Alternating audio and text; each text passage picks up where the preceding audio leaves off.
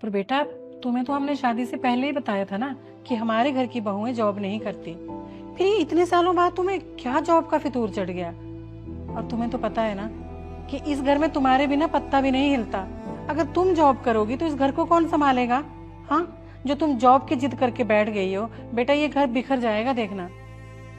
माँ, आज तक जैसा आपने बोला मैं करती आई हूँ और मुझे आपसे कोई शिकायत नहीं है, बल्कि मुझे किसी से कोई शिकायत नहीं है। शिकायत है तो अपने आप से कि मैंने अपने माँ बाप की बात मान ली और शादी कर ली। मैं तो अपने पैरों पे खड़ा होना चाहती थी। बेटा हुआ क्या है ये बता।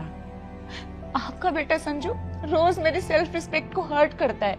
मुझे अपनी छोटी छोटी चीजों के लिए उनके सामने भीख मांगनी पड़ती है। तुमने आज तक हमें बताया क्यों नहीं कुछ? अरे हमें तो लगा तुम्हें इस घर में किसी चीज की कोई कमी नहीं है, फिर इतने टाइम बाद आज अचानक से। माँ, जब तक मुझसे सहन हुआ मैं बर्दाश्त करती आई, लेकिन अब मेरी बर्दाश्त से बाहर हो गया है और मैंने फैसला कर लिया है। और मैं आपसे भी क्या ही बोलती, आप भी तो अपने बेटे पर ही डिपेंड हो।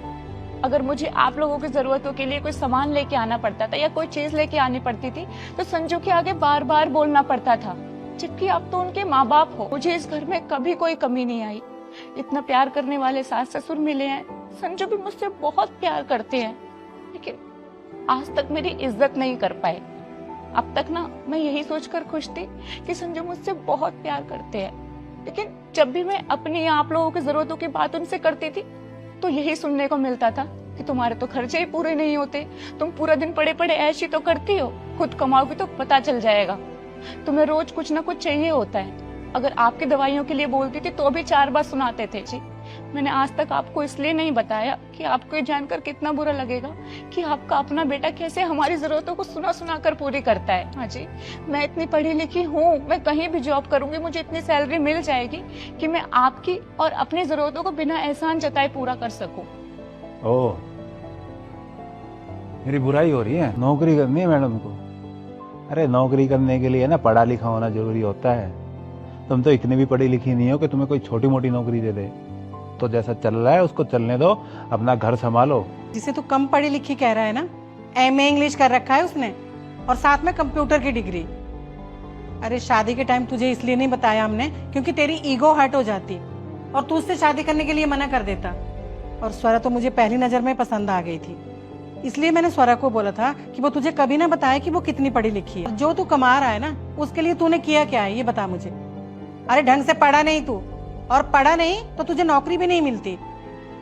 वो तो तेरे पापा ने अपना चलता हुआ काम तुझे दे दिया, वरना तुझे नौकरी तो कहीं मिलने से रही थी।